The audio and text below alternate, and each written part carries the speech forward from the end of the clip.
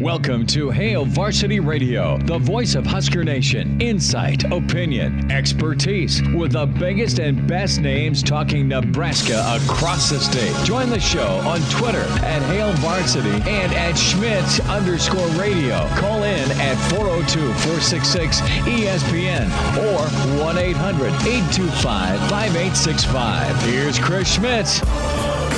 Welcome to it. Great to be with you on a Tuesday. It's Hail Varsity. We're presented by Currency. For all your equipment financing needs, go Currency. We're loaded up. Still room for you as always.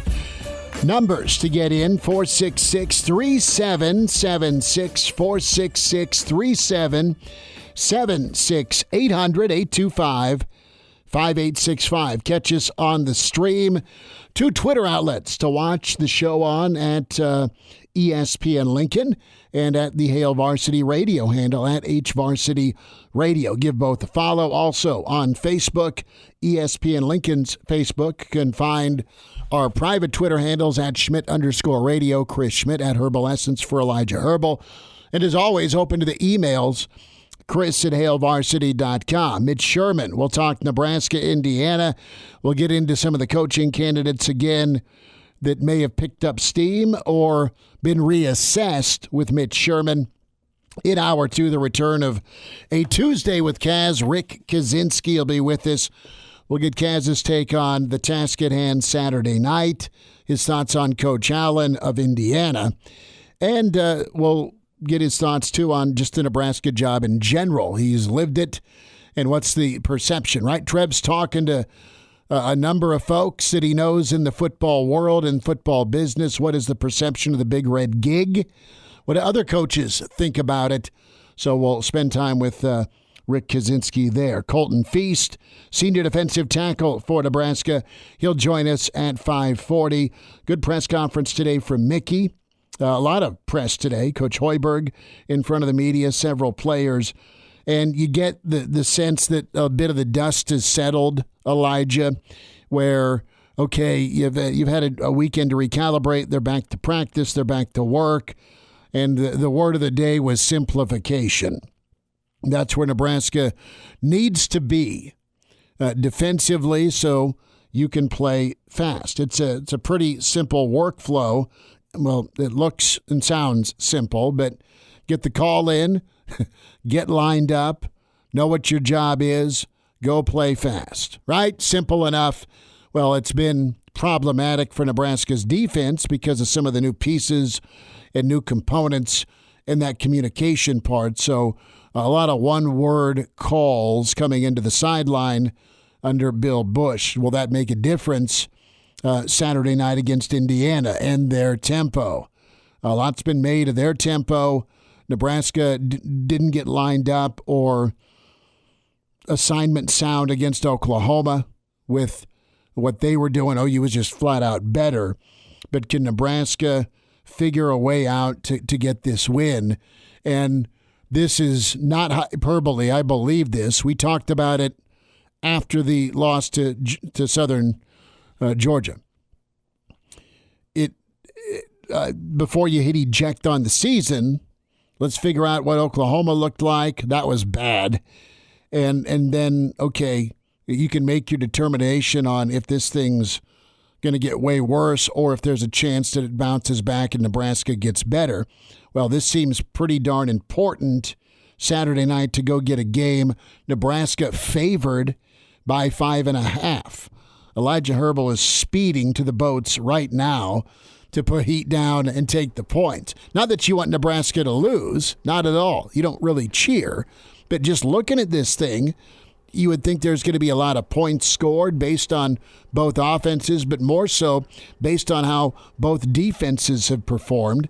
I'll give Indiana this. They've got a win over Illinois, and Illinois looks like they could make life real miserable for Wisconsin. They now sit at 2-2. It's interesting. We talk about some of the jobs that are open. You know, Georgia Tech is open. You know, Arizona State's open. You know, Nebraska's open. I'm wondering how things are going at Wisconsin. Paul Chryst has been steady. He's been good, but he's not gotten Wisconsin over the hump. He's Barry Alvarez's guy, right? He got hired away after a year, and he replaced Bielema.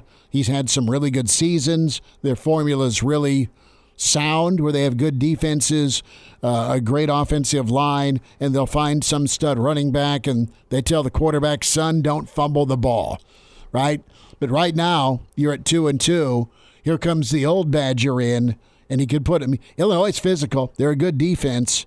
You know that Bielema is going to stop the run, or try to. He's a defensive guy. And then you figure out they've already won at Penn State. They beat Nebraska in his opener. Not that Nebraska is anything to write home about. You know what? Some of these names that are out there, i.e. the man down south 2.5 hours away, Lance Leipold, think if Wisconsin beat Nebraska to the punch on this. I say this because Lance is from Wisconsin. I know he's done his time in Nebraska, but he's also a GA at Wisconsin with Dave Remington. So I'm just saying, God love you, Mickey, and go win them all if you're a Nebraska fan. But some of the names on your radar either are going to be real big-time sell jobs by Trev to get them to leave where they're at, or you don't want to get scooped by a guy you have circled you feel really good about that can build a program from the floor up. And it gets really tough, doesn't it, Elijah, if Nebraska goes from, 3-9 to wherever they end up? I mean, what little momentum, if there is any, if it doesn't get flipped? Buy-in is thick right now based on what Mickey had to say. Buy-in's new because you have a new voice in Bill Bush that is trying to make things simpler. And I think these guys will do their best to coach up what they have, old players or new players.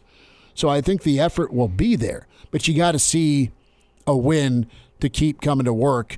You got to see Nebraska perform as a fan base to keep shelling out and going. We haven't even dove into the sellout streak portion of this because it's on life support right now. But it's a season on the brink moment Saturday night. I feel very comfortable saying that.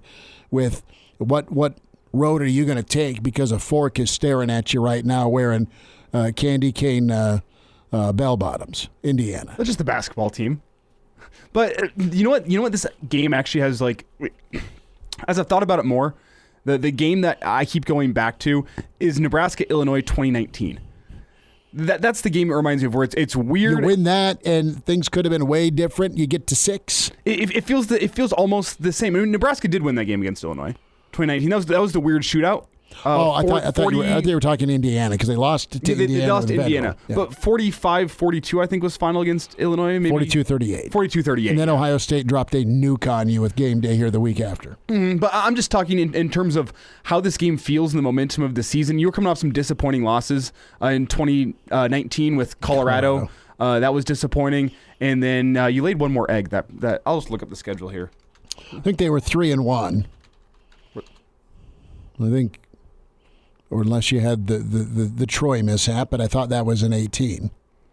Lost to Colorado, and then you look bad against South Alabama. Northern Illinois was the get-right game, and then you barely snuck one out against Illinois. And then it kind of feels the same way in terms of momentum for the season, and in terms of except the record's reversed. But also in terms of what this game could look like in terms of very little defense. You're sitting there going, okay, Nebraska looks like they're going to score every single drive, but so does Illinois.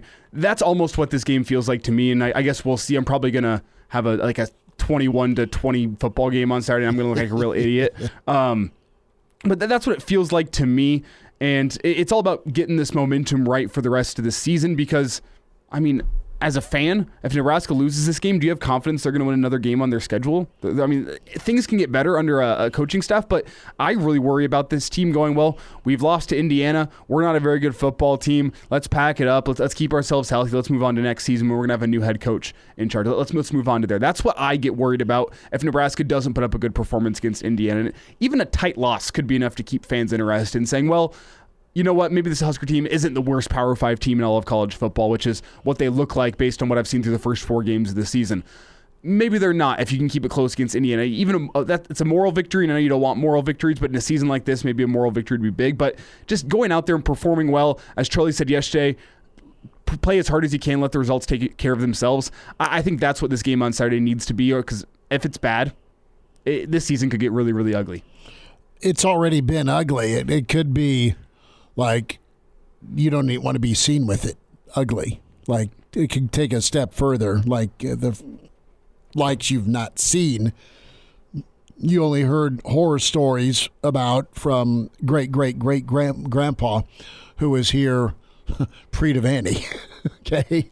So, incredibly big ball game Saturday night for Nebraska against Indiana. Let's hear a little bit from Mickey Joseph. We'll get into this with Mitch Sherman a little bit, too, from a national perspective.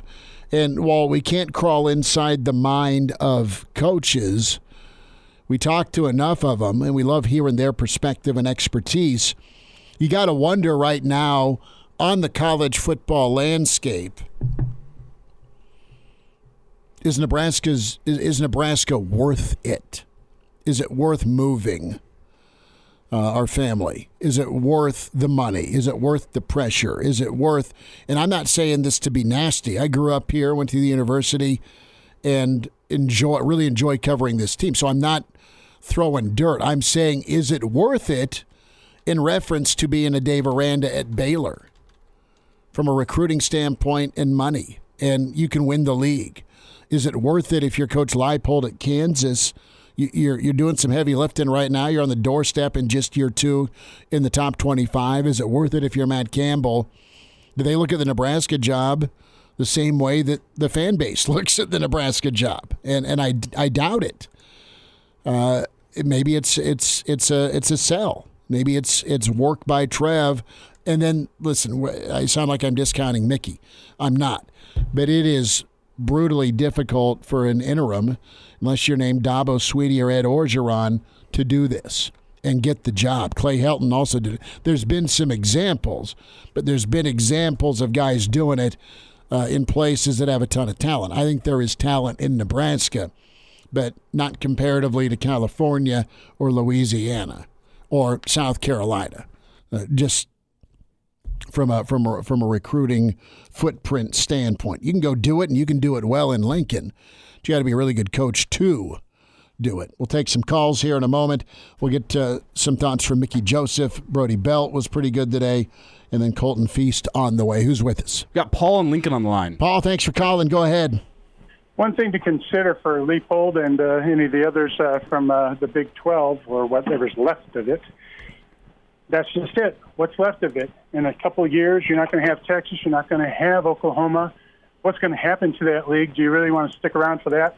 Embers of the dumpster fire to come to what is a raging dumpster fire at Nebraska. Why? You can get so much warmer here. Well, there's better two fires. Right. You could be in a better conference, but with the playoff expanding, are you automatically ruled out if you're still a resident of the Big 12 or Pac-12? Well, I think it kind of comes down to your aspirations as a coach. Like Dave Aranda, look at him in particular. He's still got over $40 million left in his contract. If all you care about in the coaching world is earning your paycheck and having a cushy job you're probably not going to get fired from, Aranda's in a great spot. But if you want to raise your level as a coach in the scheme of college competitive, football, if you want to be one of the great coaches, you need to leave a school like Baylor and come to, I don't want to say Nebraska in particular, but a school in either the Big Ten or the SEC. Those are the two premier conferences moving forward. So it comes down to what Aranda wants from his career, or what any of these candidates want from their career. Paul, your point is well taken. Thank you for making that. Yeah, Nebraska's not an easy gig right now, and it could be a worse look just because of how the season may end through no fault of effort by current coaches or players, right? I mean, the effort's going to be put forth. You believe that. Let's sneak in one more phone call real quick before Mitch. Who's with us? It's Pete on the line. Pete, go ahead. How you doing today? Good, Pete. Thanks. I think Nebraska's job is pretty attractive yet. One of the things that separates us from a lot of those teams, and we have the fan base and support, and we're the only Division I team in the state. Mm-hmm. I think being in the Big Ten, financial stability means quite a bit. As a coach coming into Nebraska, you're going to get whatever you need, and you're going to have the support of the athletic director. I think those are big things. No, there's some positives. Absolutely. The paycheck, the stability, the league you're in. I mean, the two conferences you're going to want to get into because of the pay is the SEC and the Big Ten. Now, from a recruiting footprint standpoint, and thanks for the phone call. Appreciate you chiming in again. It's still a place where you're going to have to develop. And how far back are you right now is the question, right? How set back is this program at? We won't know till the end of the season, but it was supposed to be a build and a flip this house type deal with Frost. That didn't go well. You had transition without any really Big Ten understanding from Riley and his crew, and then you've got the rep or scarlet letter of being the college football program that has hammered 2 10-win coaches. Because it wasn't good enough. And while you and I may have moved on from that, has the coaching fraternity. We'll talk with Mitch Sherman. We'll dive into this Indiana matchup, the magnitude of Saturday night, and the attractiveness. Hail Varsity continues. It's presented by Currency.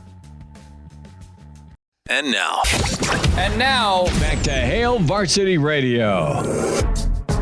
Back with you, it's Hail Varsity, presented by Currency. Rick Kaczynski, Colton Feist coming up in hour 2. We say hi to Mitch Sherman with The Athletic, at Mitch Sherman on Twitter. Mitch, thanks for the time. How's your Tuesday?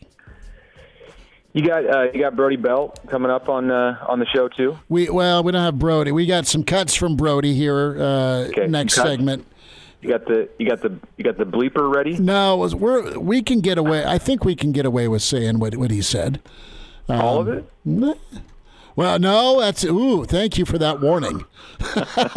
Yeah, some bleep talking going on. Good old Brody. Yeah, it was entertaining. Brody Belt, who thought?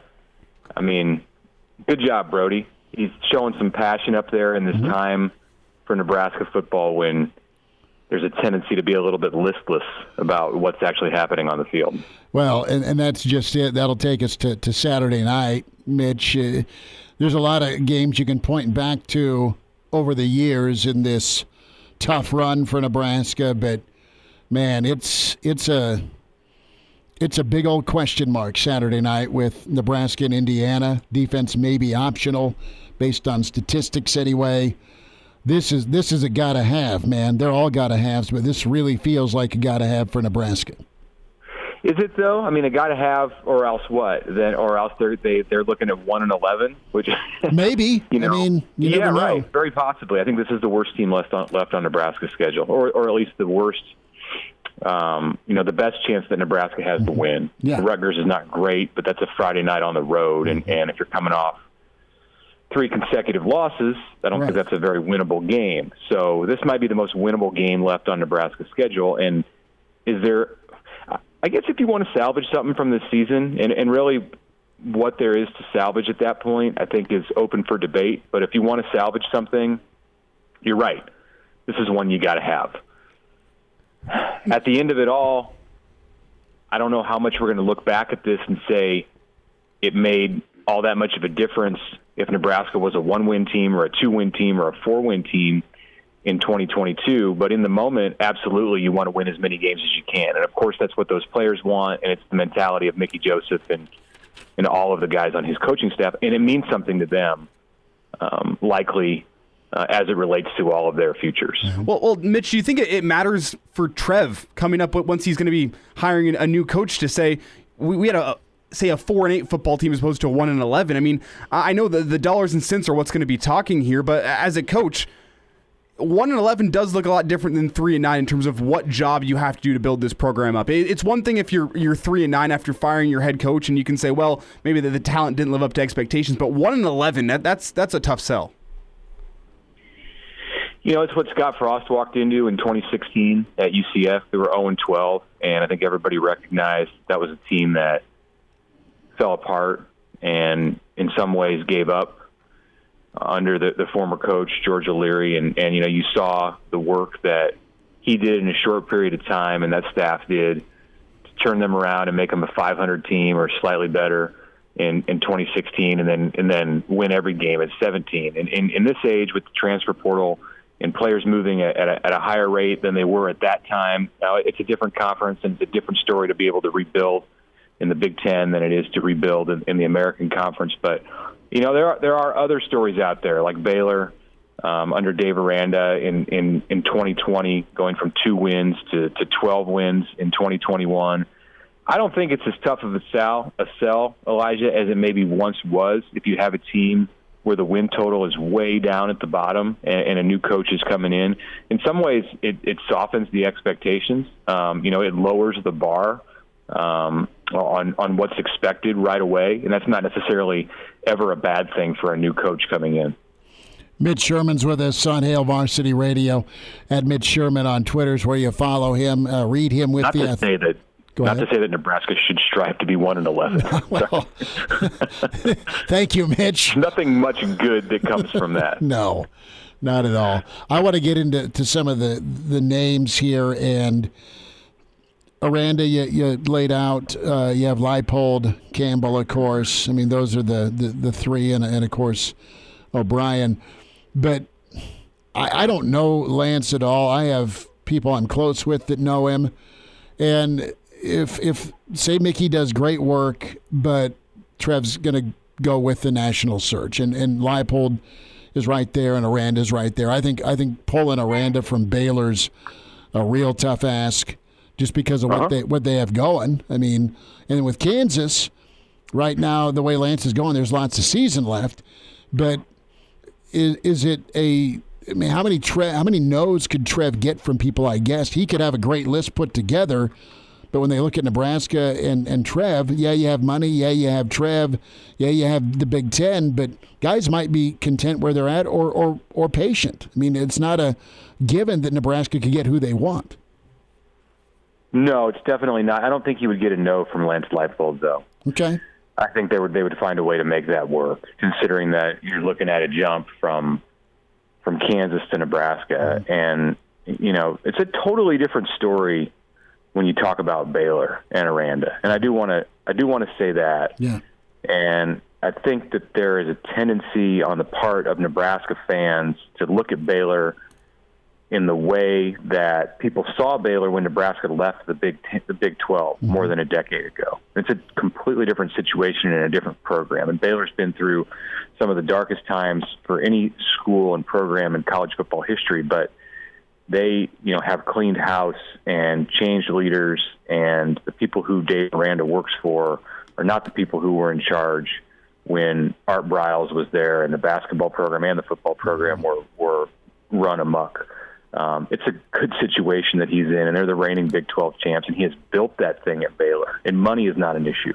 And they're moving into a league. Well, they're not moving, but the league is changing the way that it looks in a way that could allow Baylor to reign supreme in the Big 12, and access to the college football playoff for Baylor in a 12-team playoff, which is coming 3 to 4 years from now, is solid.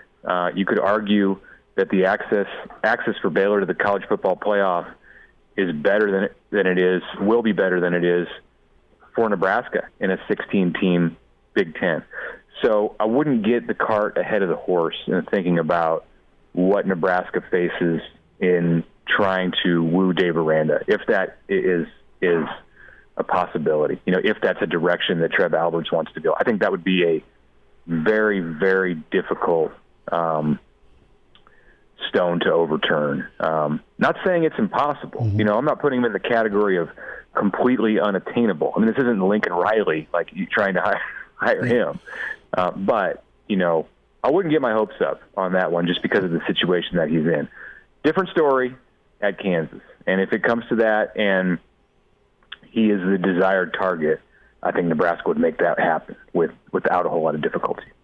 Mitch Sherman is with us here from The Athletic. And Mitch, it seems like the top three names we've talked about here, Campbell, Leipold, Aranda, it seems to be that's the common knowledge of that's the top three. But do you think that it is the top three in Trev's mind, or is that just the top three from talking heads like you and me that spend all day talking about this program, like where do you think this top three is actually coming from? I doubt it. I doubt that that's the top three in Trev's mind. I don't think we're guessing correctly, and guess is not the right word. I mean, this is stuff that people have reported. Well, I say that wrong. It's information that we've gathered as reporters. Like in my case, in the case of others who do this job, we talk to people, agents, others in the coaching industry, and these are the names that continue to come up. But to assume that all of that speculation has hit the nail on the head, and they're the three that he's looking at, and I don't even know that those three have necessarily been grouped by anyone to say this is it, this is the top three. Bruce Feldman from my company has put Bill O'Brien in that category with Leipold and Campbell. Aranda, I think, has come onto the scene in conversations because of the start that Baylor's had this year following up a 12-win season, and he looks like a very attractive candidate. Again, I don't know that means that he's attainable. So I doubt it. Elijah. I think we're off base somewhat. Not to say that these names aren't out there for Trev. I do think they are. I think he's obviously aware of these coaches and, may want to sit down with some of these guys at when the time is right. Some of these coaches won't want to do that before the end of the year, but there are ways to further the process, even with a coach like that. So, but I think there's other people involved. I think there's other names involved that maybe we're underestimating, and I think it's very possible that we're overestimating a name or two also. Mitch, real quick here, about 90 seconds or so. Wisconsin, how sturdy is the ground with Paul Chryst right now?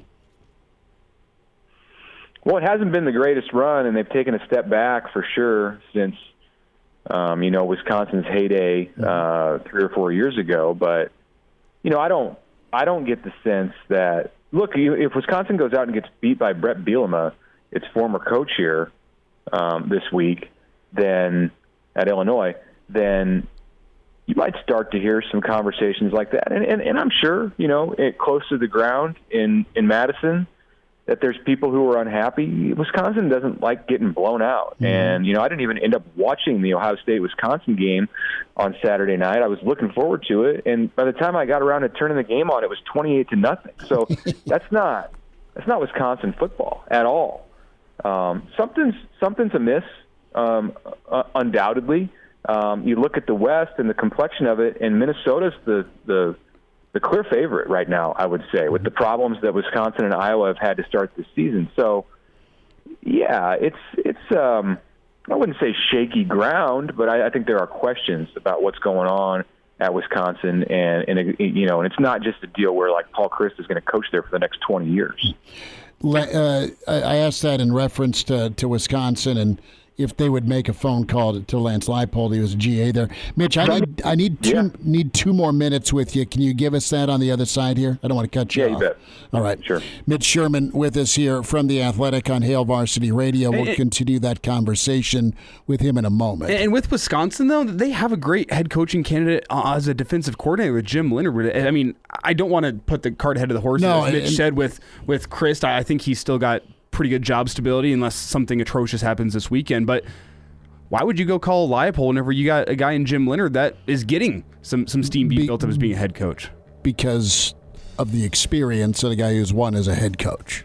That's why. If you think going in-house is the right call again, or if you go outside, and we're getting way ahead of ourselves. Wisconsin's 2-2, but it's been anything but Badger-like. A few more minutes here with Mitch Sherman. And now, back to Hail Varsity Radio. Thanks for spending time at Hail Varsity. Big thanks to Mitch Sherman for giving us some overtime here. Mitch, we were talking Nebraska opening, Lance Leipold, and just the way things, what's the temperature at Wisconsin. Where I was going here before we ran up against it was Nebraska is open for a national search. Wisconsin is set and settled right now, but who's to say it doesn't go south? It's getting dicey, and Wisconsin's 2-2. If Leipold's got a Bucky hat and a Nebraska hat on the table, being from Wisconsin, is that a pull right now if we're going to play the hypothetical game? Well, he's coached in both states. He has history in both states. He won big at Wisconsin Whitewater. People are going to know the name if he was chosen for that job. I think just like on the surface, and maybe the personality and the culture and the way the culture has been established at those two programs over the last, let's say, 15 to 20 years, he would look like a better fit at Wisconsin. And I think he might see himself as a better fit at Wisconsin. But, there are things that exist at Nebraska as far as the resources, and I would even go as far as to say the loyalty and the commitment to football that are not on that level at Wisconsin. Look, Wisconsin's a Big Ten school. It is a college football playoff contender when there's a 12-team playoff. I think the expectation would be many times over the course of a decade, and the success there far outpaces what Nebraska's had in recent years. But think if Wisconsin had a run of 5 consecutive losing seasons, the stadium would be empty. Yep. You don't see the kind of support year-round for the program that you do at Nebraska. It's just a different, a little bit of a different culture with the Packers and pro sports in Milwaukee.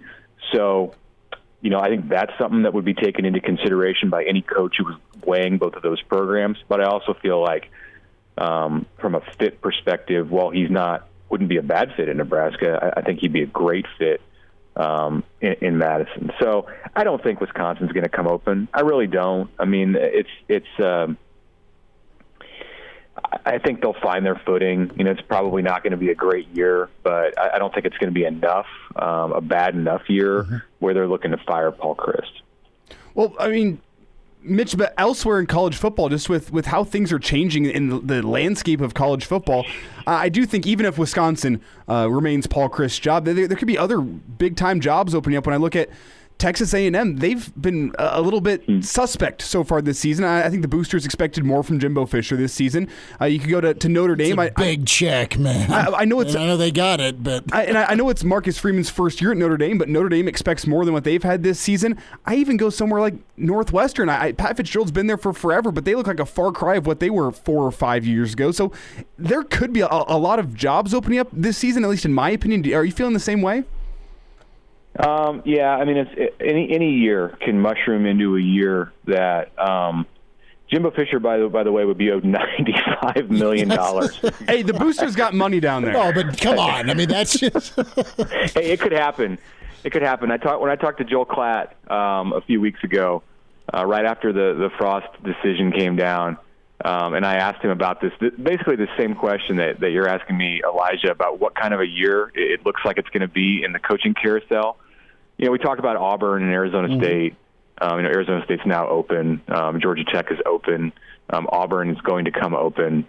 And make sure of that, right? Right. It's going to come open.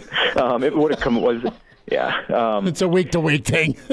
Right. And he brought up Jimbo. Joel did, and $95 million.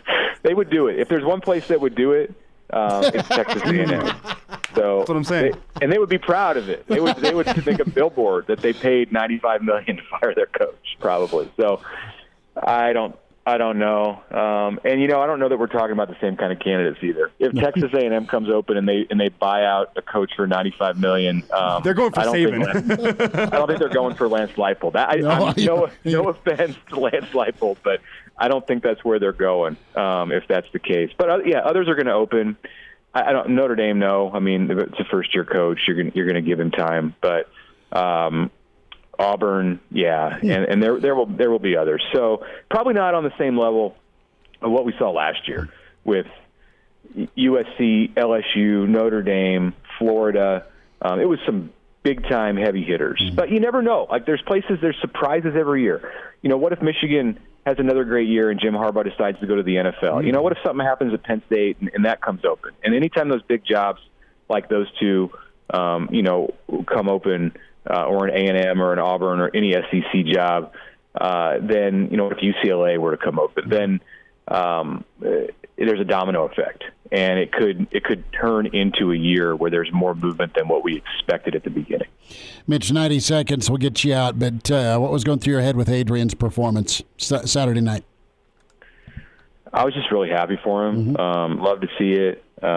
He just had a great guy. Always had outstanding interactions with him, going back to the very beginning, even before he got to Nebraska, a class act. Just he's wish him the best.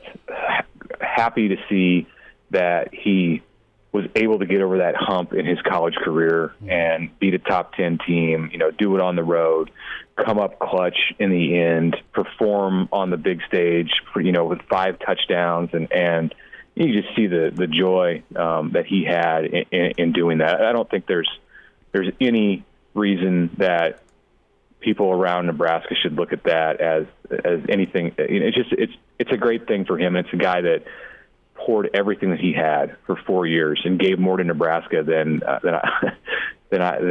just about anybody has in their careers, despite losing so many games. It's not his fault entirely that happened. He had help in losing those games, no doubt. So happy for him and hope that he has continued success this year at K-State. Mitch Sherman. Mitch, we will see you this weekend. Thanks for the extra time today. Appreciate you as always, man. You bet. Thanks, guys. There he is, Mitch Sherman with us here on Hail Varsity. Brennan chimes in on the StreamYard. I would bet my last $1 on Indiana and hope they would lose. But that 5.5's 5.5. Jeff chimes in. How good does KU basketball want their football program to get? Yeah.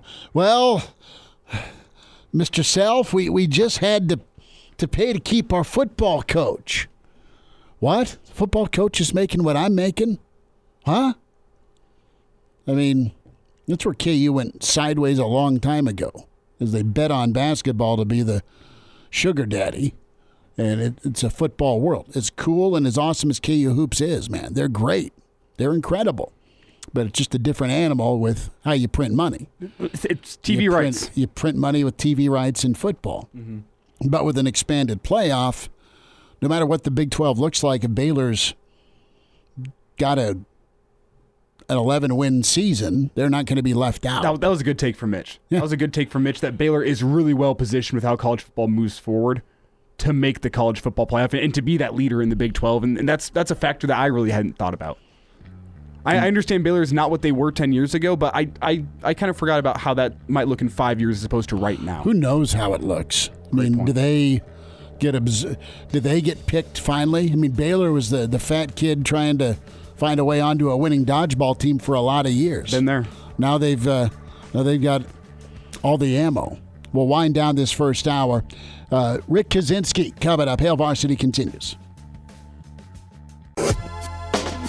Good stuff from Mitch Sherman this hour. Rick Kaczynski, a Tuesday with Kaz. Colton Feist on the way. We are presented to you, Hail Varsity Radio, by Currency. For all your equipment financing needs, go Currency. You're looking for seats Saturday night under the lights, Memorial Stadium. How about your friends at Red Zone Tickets? Selling fun since 2001. Maybe you're trying to get rid of some seats. They take care of that as well. All types of events, not just Husker football, but also Husker volleyball. NFL action. You want to get out of Kansas City or Green Bay or Denver, Elijah, and see some offense. I tell you what, Red Zone Tickets can make that happen. Creighton, they are loaded up this year, man. You want to go see Creighton basketball, Husker hoops, concerts, theaters, CWS, it's all there with Red Zone Tickets. They are located in Omaha. They are local. They're great people, and they're your local source that won't disappoint. 100% guarantee on all orders. An A-plus Better Business Bureau rating. And I tell you what, you can find them today and cross that event off your bucket list. Do so and make the memories last a lifetime with RedZoneTickets.com.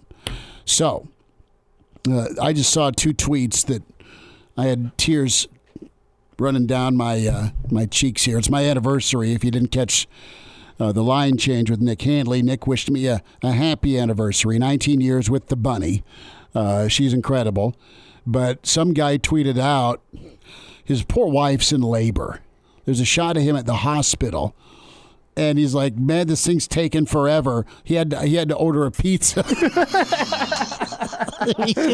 he's got a pizza in his hand. He's got a picture, and she's just screaming in pain. Oh. And what was some guy got his PlayStation? Yeah. For Call of Duty? Yeah, I saw this tweet a couple of months ago. His wife's in labor, and the same thing was taking a while, so he brought his PlayStation to the hospital. To entertain himself? He was in the same room at least. Like, it was just taking a little that's bit. Horrible. That's awful. I don't see anything wrong with it. Just kidding. You wouldn't. What's had tears in my eyes today is the fact that one of my buddies, his high school alma mater, lost over the weekend. Sure. By a score of 96-0. Really? Yeah. They no running clock, apparently. No, they cut the varsity football program after the loss for the season. Where was this? Shenandoah, Iowa. So they cut the varsity program? Mm-hmm. We've been discussing all day. There's 11 of us in a group chat. And we've been discussing today whether or not we could give them a run for their money. I think only 4 guys in the group chat actually played football growing up, but that's been the topic of discussion. I think we'd lose. Oh, well, I think we'd lose, but I think we might be able to give them a run for their money. The game that brought on the mercy rule in Class A, because what is it, 35 points? So after 35 points in the second half, running clock, right. And there was a game where Southwest was pretty good early, and they're good now. But early, for a new school, they were really talented. I think that their first 2 years were back-to-back state title game appearances. Yeah, I mean, they early on. But and our old boy and friend, Jose Jefferson, just great dude. I loved covering Jose when he was doing indoor football here, and Jose was always good to me. Jose took over a low point at Lincoln High, and Southwest just rocked them 84-0. Just, it wasn't close, but it wasn't even that close. And it was just one program that was loaded, and you had some Division I dudes. And Lincoln High, you saw them build up, and they were a really talented program, and still are great kids. But wasn't 96-0, but that was your straw that broke the camel's back for sure. Coach Kaczynski's on the way on Hail Varsity. And now, back to Hail Varsity Radio. Colton Feist with us here on Hail Varsity Radio. Colton, how's the off week treated you, and how's it been to get back at practice? Yeah, off week definitely treated us good. We definitely got some good work in during that time too. Got some key lifts and had a couple days off, but I think we were ready to come back, and today we had a good practice. I think it showed. What did you do on your day off or your time off? Not much, really just hung out, kind of just regrouped, relaxed, got my body right, so nothing crazy. What do you do to relax? Football, family? Yeah, I like watching football, whether that's college or NFL. So obviously on Saturday, the Indiana game was on, so I watched that.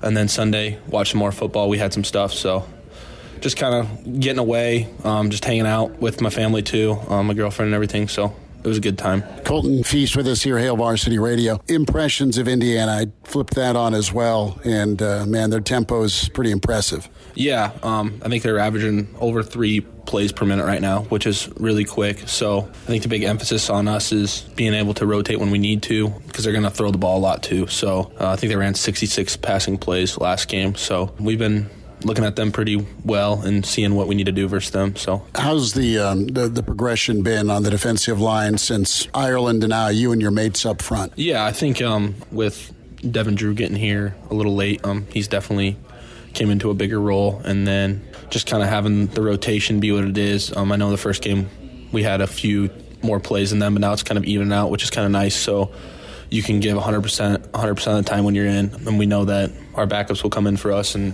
we'll go in for them whenever they need a break. So trust is building with the rotation, or was it there all along? No, yeah, the trust was definitely there. I think all along it was just getting them in the game and evening out the reps, maybe not weren't looked at. We've been doing a really good job of that, and I think that's been keeping us fresh, preventing injuries and stuff like that. So, what's it like to play for Dawson? Yeah, he's a really good coach. He'll be hard on you. He'll tell you what needs to be done. Like, in the end of the day, that's what you want from a coach. He's going to tell you how it is. He'll make you better. So, yeah, I really like playing for him. How's the transition been the last couple of weeks with a change at coordinator, a change at head coach? How have you been able to process all of it? Yeah, obviously there's been a lot going on the last month or so here. So kind of just putting all that aside and like people say, the ball's going to kick off on Saturday. So this Saturday, last Saturday, whatever it was, whenever something happened. So just kind of getting closer with your teammates and really going through everything together has really helped us. And I think that's something we've done really well, is all stuck together and obviously have the goal this week to beat Indiana. How's Coach Joseph come in and I guess calmed things during a pretty chaotic time? Yeah, Coach Joseph's a great guy. It's been nice having him here for Frost. Obviously, I love Frost, too. He was one who brought me here 5 years ago, gave me a walk-on opportunity here. So really did a lot for me. But now that Coach Joseph's in the spot, things are a little different, the way practice is. They each have their own way of doing things. But it's been good. He's bringing some energy. He loves on us a lot, though, too. We'll work hard, but he'll tell us when things are good, when they're not, and what needs to be fixed. So that's good to hear from my head coach. What are some of the tweaks and differences with practice, Colton? Yeah, just kind of the layout. That's kind of the main difference. We're doing a couple things differently. Pre-practice, stretch, stuff like that. Just different ways of doing things. So he mentioned more individual work, and tell us a little bit about what's that been like for you and some of the individual work that goes on with the D-line. Yeah, I think individual work's obviously a big thing. That's where you get all your fundamental work in. Obviously the team periods, that's where you try to translate all that stuff over. But as far as technique goes, yeah, we've been doing a lot of that, especially on a bye week. That's kind of where you want to get your technique, everything right. That's where you can get better at a big chunk of time. In a little chunk of time, I mean. But, yeah, individual work for the D-line, a lot of striking, pass rush stuff, striking, different gaps, doing stuff on the move, different stuff like that. So, what's your journey been like? You mentioned the walk-on opportunity. You grew up here in Nebraska, and you've been a big part of the defense. Yeah, obviously, growing up here, I kind of always dreamed of coming here. And then, obviously, when Frost, his first year here, he came in and we had a walk-on night, and he offered me an opportunity. And basically the next day I was committed here. So, and just working my way up as a walk-on, each year, just getting better and better. Battled a few injuries, which really hurt me for playing time. I think things would look a little different. I'd have some playing time experience under my belt, but that's just kind of how things are. So, tell me about the mental and physical perseverance you've gone through. Yeah, so I came in here. I wasn't very heavy. Obviously, I needed to gain some weight to play in the Big Ten. Sitting at like 240 when I got here, so I was like, this ain't gonna work. Going through that first year of scout team, I was like, I'm going to have to gain some weight or this ain't going to work at all. You were 240. What are you at now? 280. Okay. 280, 285. So, yeah. So I had to gain some weight, which obviously takes some time. Obviously, we have great strength staff here. So they have helped out a lot. Dave Ellis helped out a lot. But mentally, yeah, there were some struggles for sure. Going through practice every day, thinking if you're maybe questioning yourself sometimes. But, yeah, it was just day in and day out of just grinding, working towards, obviously, my dream of playing here, which I've gotten the opportunity to do now. A couple more minutes. Colton Feist with us here, Hail Varsity Radio. A thought here on Coach Bush and what's different with him and how that's been adapted by the defense. You've had a bye week, and now you're ready for more Big Ten play. Yeah, Coach Bush, obviously, he's been around the game for a while, and I'm pretty familiar with him, as a lot of us are, that he was our special teams coordinator. So, yeah, we've just been doing a few things differently. Got some new words, new stuff like that, which obviously with his bye week, it's helped us a lot to be able to understand everything and know what he's trying to get out of us. So I think the bye week was good for that. The newer guys, the Drews, the Wins, O'Shawn, do you sense that they're more comfortable? Yeah, I think obviously they've never played here before maybe, and then in the Big Ten, obviously none of them have. So I think that was maybe a little bit of an adjustment for them, but I think they've all adjusted really well, and I think we're getting good football out of all of them right now. So morale-wise, how are things post-Oklahoma, and do you feel like it's a fresh start here Saturday? Yeah, that's kind of how we're seeing it.